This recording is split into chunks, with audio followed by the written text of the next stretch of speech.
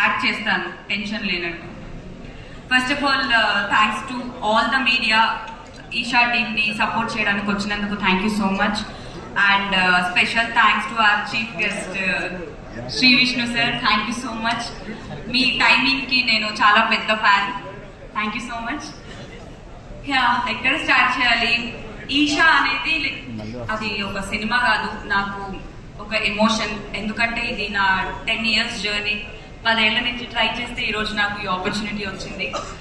ఈ జర్నీలో చాలా రిజెక్షన్స్, చాలా వెయిటింగ్, ఇట్లా చాలా రకాలుగా చూశాను. బట్ ఏ రోజు నేను లో అవ్వలేదు. ఏదో ఒక రోజు మనది వస్తుంది అని చాలా గట్టిగా నమ్మాను. అండ్ ఈ రోజు అది ఈషా రూపంలో వచ్చింది.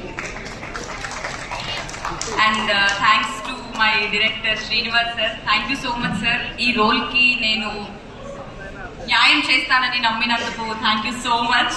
అండ్ ఆడిషన్ కూడా చేయలేదు, ఫస్ట్ లుక్ లోనే ఓకే ఈ పిల్లకి దయ్యాలంటే భయంగా ఉంది, మొహంలోనే రాసుంది అని అనుకున్నారు మీరు.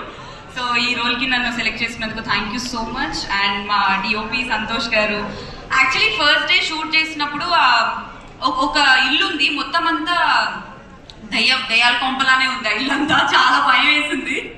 సో నేను ఫస్ట్ డే షూట్ చేసిన మొత్తం అంతా చీకటి ఉంది, కలర్ టింట్ కూడా డిఫరెంట్ గా ఉంది.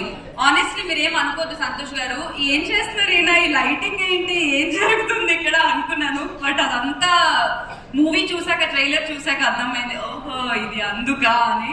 Such beautiful visions, sorry beautiful కాదు, భయంకరమైన visions. Thank you so much. And thanks to all my co actors, Heba గారు, హెబా, అదిత్ అండ్ అఖిల్.